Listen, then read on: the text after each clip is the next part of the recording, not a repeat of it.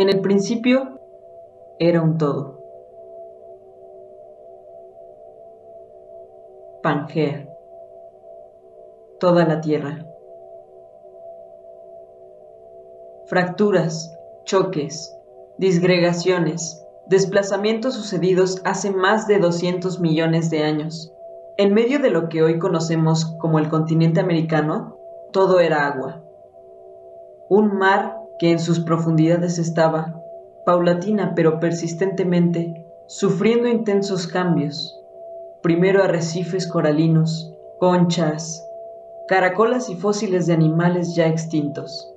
Luego arcillas provenientes del norte y piedras calizas fueron, por décadas, centurias, millones y millones de años formando estratos, es decir, capas sedimentarias que mucho después darían forma a nuevas porciones territoriales.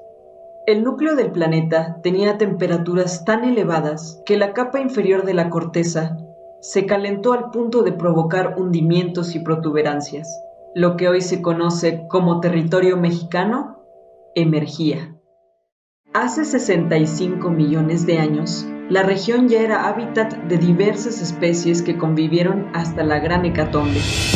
Un meteorito de entre 10 y 12 kilómetros de diámetro, convertido en descomunal bola de fuego por efecto de su velocidad, cayó en tierra liberando tal energía que cambió el clima. El 75% de la vida planetaria se extinguió. Después de la gran catástrofe, los plegamientos se intensificaron, dando paso a las partes más altas y bajas del centro de la actual República Mexicana. El centro del territorio mexicano se configuró como una de las zonas con relieve más variado. En el norte del estado, todas esas rocas que hoy configuran esas montañas, se sabe que fueron antiguos mares, miles o millones de antiguos mares que bordeaban una costa del antiguo México, una costa dominada por mares epicontinentales que entraron tierra adentro y que propiciaron ambientes de aguas cálidas, someras y muy tranquilas, ricas en arrecifes. La disposición de la zona resultó en hábitats propicios para la proliferación de una gran riqueza de flora y fauna, mucha de la cual se concentró en lo que hoy es el estado de Querétaro. Los fósiles más antiguos que se conocen en Querétaro, o la diversidad más antigua que se conoce en Querétaro, son arrecifes de la era de los dinosaurios. Eran súper ricos en diversidad. Incluso se han descrito varias especies endémicas solamente de la Sierra Gorda y solamente del Anda de Matamoros, que no han sido encontradas en ninguna otra parte del mundo. Estuve estudiando la zona, principalmente paleontólogos extranjeros, encontraron que esa zona en particular tenía un grado de endemismo de rudistas mucho más elevada en comparación con otras localidades del norte del país o de incluso Norteamérica. Convivieron al unísono. Y estos son los radiolítidos, los caprínidos y los requínidos. Nosotros sabemos de la existencia de amonites, pequeños, bebés, también conocemos equinodermos, también conocemos algunos corales que nos parecen bastante extraordinarios porque cuando se extingan los rudistas, luego ellos van a dominar el planeta o los arrecifes. Es muy probable que el lugar en el cual nos encontramos ahora, hace un par de millones de años, haya sido dominado por grandes manadas de caballos, seguramente seguidas de manadas de félidos como dientes de sables, cánidos gigantes como el lobo terrible Canis diurus. A lo lejos muy probablemente veríamos camélidos o en esos lagos que se formaran seguramente en las partes bajas de esta topografía volcánica. Encontraríamos habitando a rinocerontes con forma de hipopótamos, mastodontes refrescándose de la misma forma. Hoy, aquel territorio que acogió a tal variedad de especies es el estado de Querétaro, constituido mayormente por suelos arcillosos y calcáreos ricos en sustancias orgánicas.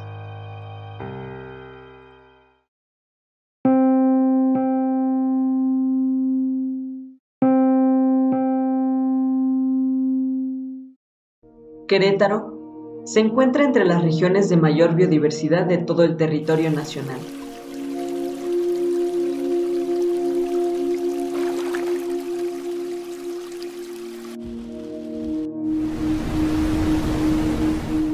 Actualmente, los tipos de vegetación más representativos son pastizales, el matorral xerófilo, bosque de encino, bosque de coníferas y selva caducifolia.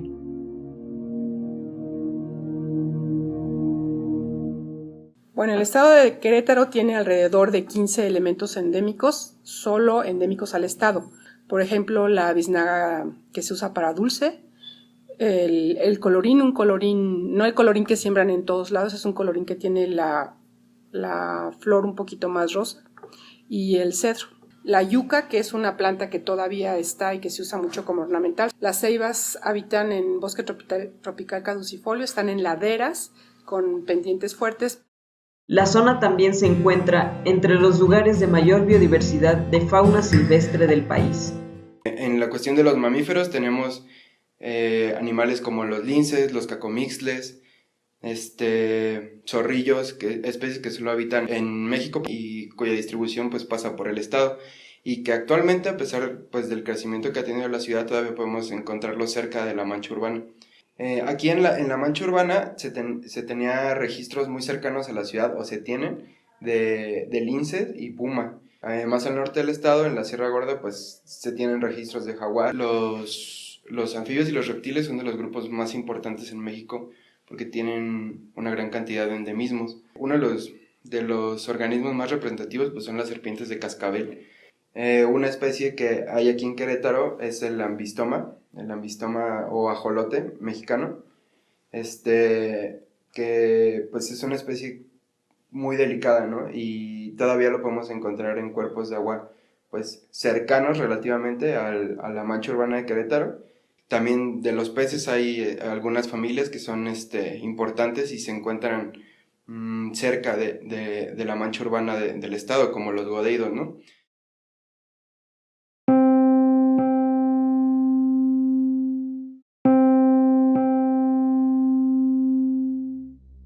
El crecimiento poblacional, el desarrollo urbano, las innovaciones en maquinaria y metalurgia han afectado al equilibrio ecológico del estado, principalmente a su capital.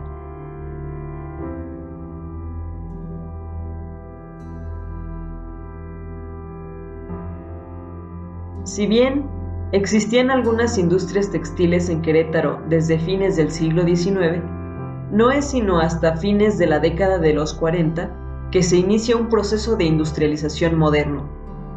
En la actualidad, el estado tiene uno de los 10 corredores industriales que, según la Procuraduría Federal de Protección al Ambiente, es uno de los de mayor potencial contaminante del país.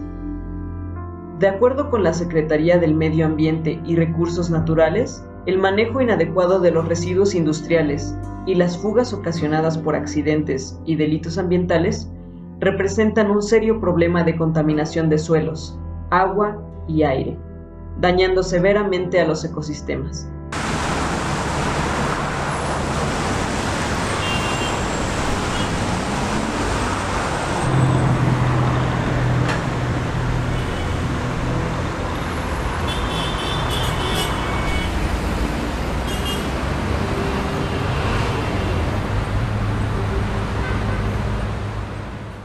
La urbanización, por definición, está haciendo un cambio muy drástico en las cuestiones de vegetación, entre otras cosas. Y esas alteraciones de vegetación pues causan otros cambios a su vez, ¿no? En cuanto a temperatura, inclusive, porque cambian las cubiertas, ¿no? En vez del vegetal está una cubierta ahí de asfalto y de cemento que tiene una dinámica térmica completamente distinta. cambian cuestiones pues de humedad y de aspectos hidrológicos, pues porque no es igual que el agua se vaya pues resumiendo en la tierra y cayendo en la vegetación a que caiga en la ciudad, pues, y que corra y se escape inmediatamente pues por las vías de desagüe. Plantas acuáticas en el municipio quedan muy pocas porque prácticamente no hay ambientes acuáticos. Hay el río que está en la Avenida Universidad, demasiado contaminado, no puedes mantener nada. Y las otras plantas que están a punto de desaparecer del municipio son los encinos. Ya quedan muy pocos individuos en pequeños relictos. Al momento en que están talando también las laderas, tienes un problema de pérdida de ceibas. Los cedros también tienen ese problema. La yuca, que es una planta que todavía está la planta, pero no están los polinizadores. Entonces, obviamente vas a tener una especie destinada a la extinción porque no tienes frutos, no tienes reclutamiento de individuos nuevos. También la fauna nativa se ha enfrentado a la posibilidad de la extinción. Solo aquellas especies que han adaptado su comportamiento están logrando evitarla. Esas especies tienen que estar teniendo un comportamiento especial. No cualquiera tolera al humano, ¿vale? Pues es un asunto de comportamiento. En vez de que se estén alimentando como lo hacen naturalmente en los matorrales de afuera de la ciudad, pues en la ciudad luego buscan hasta alimentos que el propio humano pues deja ahí tirados en la calle. Pero eso de que se van adaptando son pues solamente algunas especies nativas. La mayoría de las especies que se encuentran de manera abundante en la ciudad pues no son nativas, son exóticas. El huitlacoche puede utilizar los árboles que se encuentran en la ciudad, de alguna manera pues sobrevive. Algunas especies son capaces de aguantar hasta cierto punto, ¿no? Quizás las ardillas, los zorrillos, que son organismos pues más resilientes que quizás los cacomixles o los linces, son más difíciles de notar el impacto sobre ellos. A los problemas de urbanización e industrialización se suma otro: la introducción de especies no nativas. En Querétaro hay muchas plantas introducidas que son altamente invasivas y que evidentemente están ampliando sus rangos de distribución. Una, por ejemplo, es el carrizo, que generalmente se da al borde de cuerpos de agua. Es una planta altamente invasiva.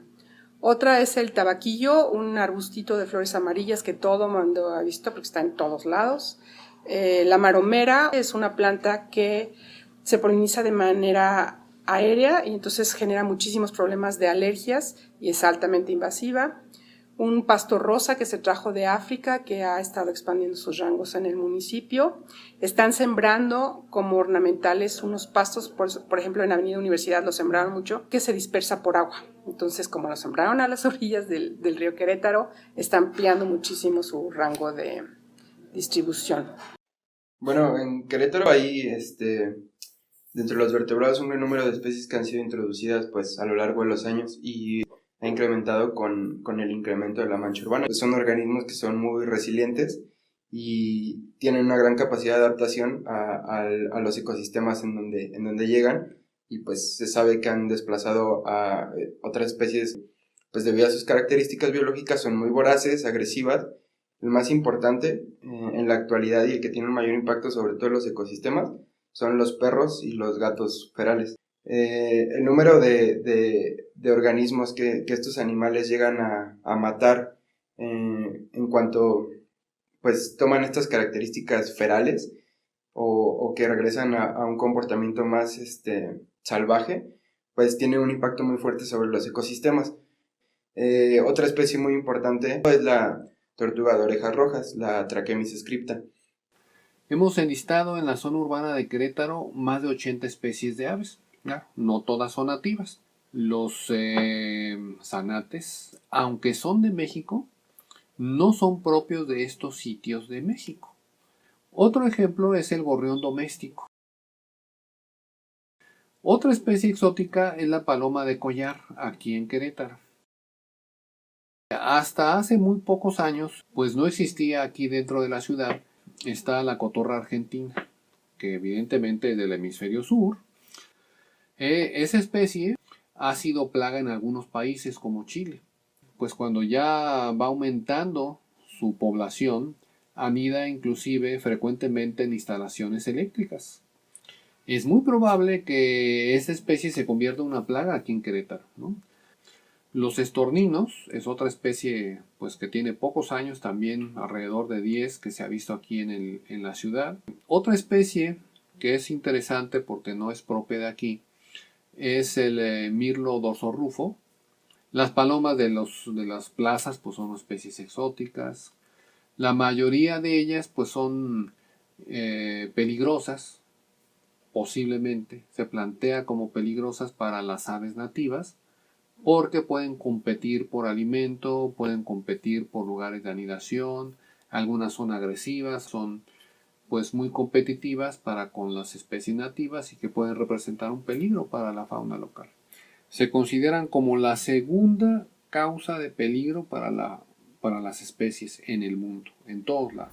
La diversidad de flora y fauna de Querétaro debe ser protegida, principalmente en la zona urbana, donde el crecimiento poblacional se ha convertido en una amenaza para las áreas naturales.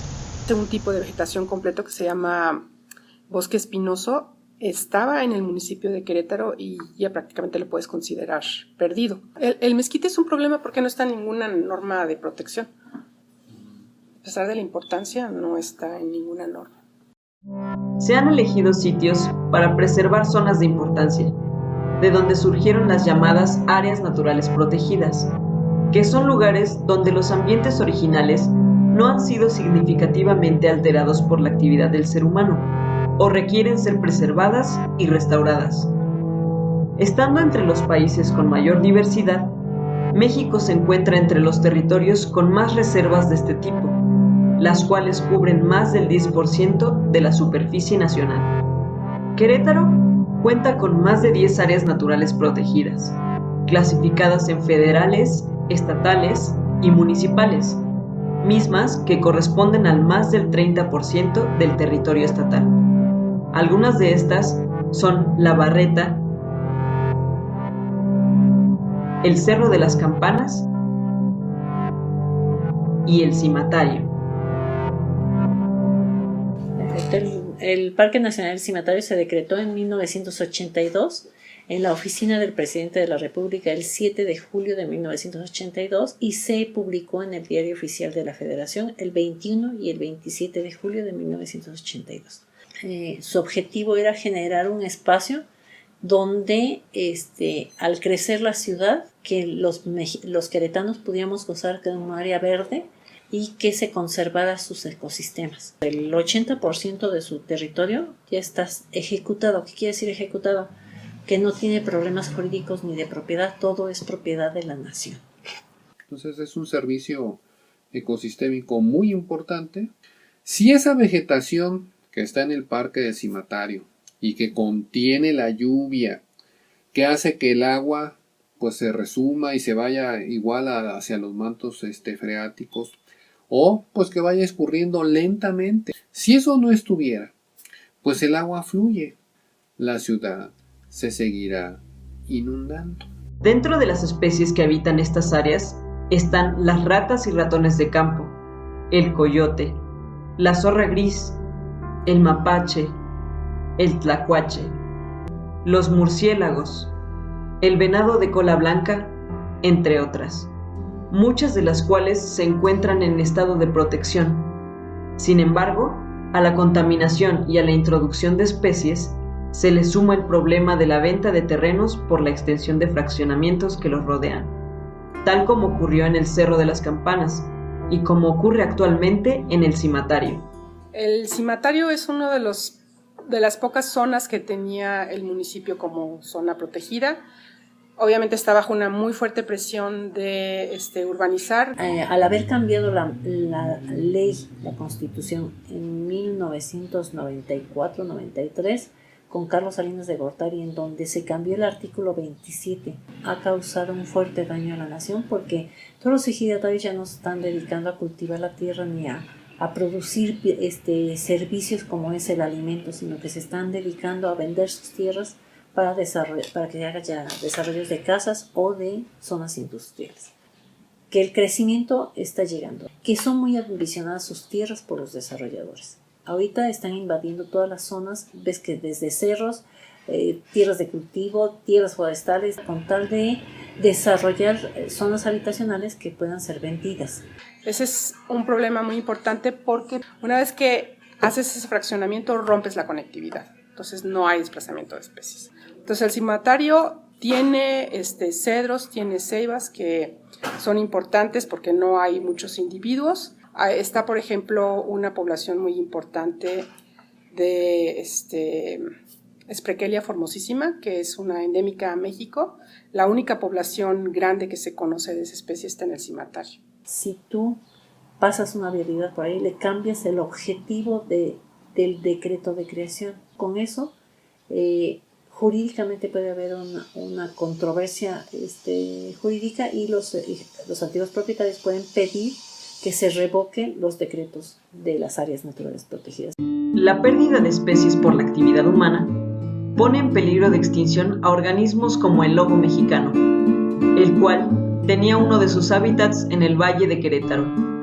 De igual forma, en algunas zonas del estado, debido a la extinción de especies mayores, solo es posible encontrar pequeños mamíferos, algunos reptiles y diferentes tipos de aves pequeñas, muchas invasoras. También se ha visto afectado el paso de la mariposa monarca, ya que atraviesa Querétaro en su viaje rumbo al norte de nuestro continente y hace escala en algunas zonas arboladas del estado.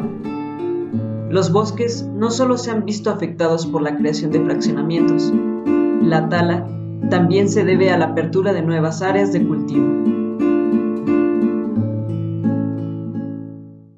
La catástrofe que está acabando con la diversidad biológica la producimos nosotros.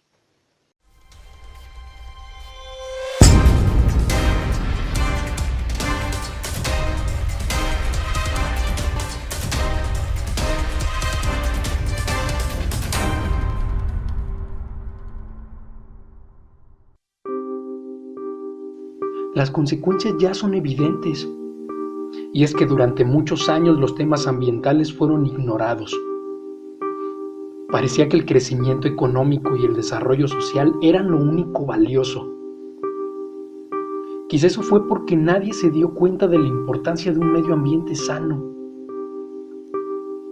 Probablemente se tenía la esperanza de que una vez que se solucionaran los problemas sociales y económicos, los ecosistemas naturales tendrían tiempo y capacidad de recuperarse. Pero no fue así. Creo que ya no podemos perder más tiempo. A mi generación le toca encontrar soluciones y fomentar el conocimiento de la biodiversidad, poniendo énfasis en las especies en riesgo. Deberíamos dirigir y capacitar a promotores ambientales y hacer gran difusión. De no ser así, acabaríamos con un espacio de amortiguamiento para la isla de calor en la ciudad, así como el vertedero que representa para la infiltración al acuífero de una de las ciudades con más falta de agua en el centro de México. Los autos son una de las fuentes más contaminantes, pero nadie quiere dejar de usarlos. ¿Cómo habrá sido este lugar antes de que la ciudad lo alcanzara?